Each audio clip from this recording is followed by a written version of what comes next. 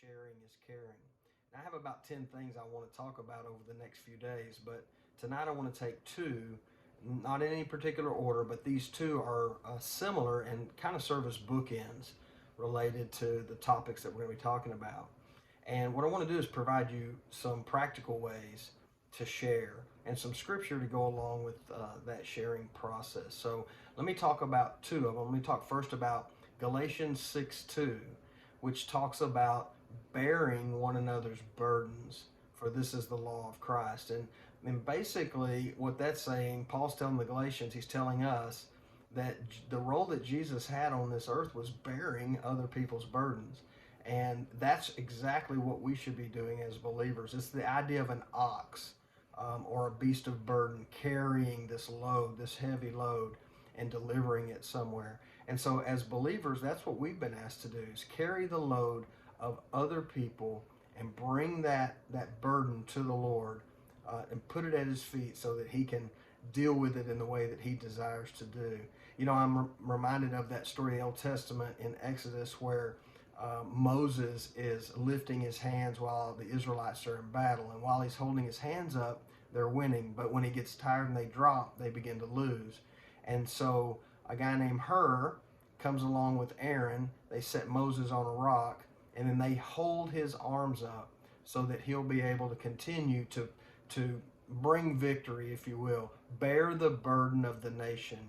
And they're bearing his burden, his heavy arms, and he's bearing the burdens of the entire nation while they're at war. And I think it's just a great visual of what it means to bear somebody's burden.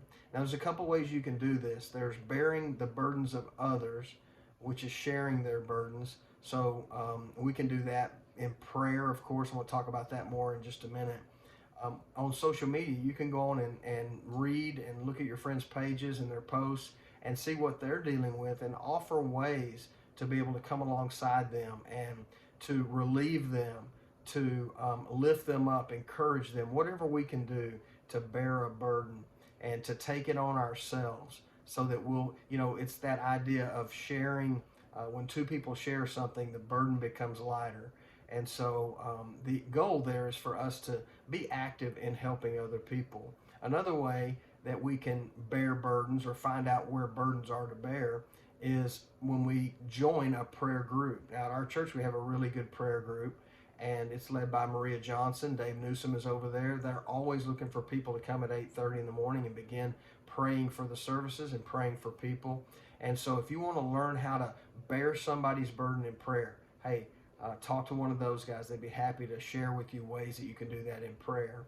And then lastly, you could be in a community group. That's where we get so close to one another that we're able to know what each other's dealing with specifically and to be able to help each other through that. Sunday morning just doesn't provide enough time to really get intimate with people and to get in deep conversations and deep prayers and deep burden bearing. We try, but it's just not enough time. So I'd encourage you, join a community group if you're not already in one. And if you are, be faithful to that and get to know the people in that group. And do not be afraid to share your burdens and to bear the burdens of those in your group, because that's what makes a group so strong. Let me close with the second bookend, and that is, sharing your prayers. And again, you can bear someone's burden or you can share your burden. Either way, it's good because we're ministering to each other. In prayer, you can pray for other people and you can let them know that you're praying for them. I always love it when people send me messages saying that they've been praying for me. In fact, there's a verse that I want to share with you from Colossians 1:9, and it's on my screen. Because of this, since the day we heard about you, we haven't stopped praying for you and asking that you be filled with the knowledge of God's will and wisdom and spiritual understanding.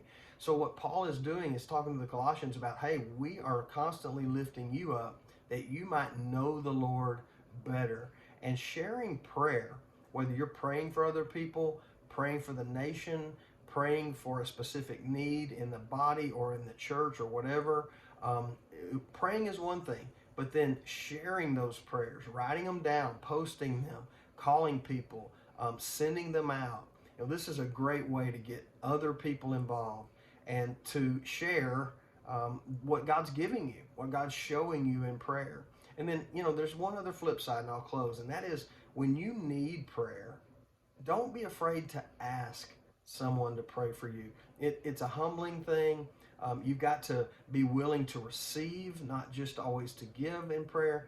But when someone lays their hands on you, when someone calls your name in prayer, it's just something. It's an intimate act, a spiritual act, where we are actually going to God on behalf of other people. We are interceding. We are standing in the gap for someone else. And we're in a time, you guys, when there are so many people that need prayer, that need burdens bared. And we're here for such a time as this. I hope you're having a really good night so far. Look forward to seeing you again tomorrow night. Wednesday night, we start community group back. So I know I'm going to see you there as we watch The Chosen together. And we start this winter set of community group. Love you guys. Hope to see you again tomorrow night. Thanks.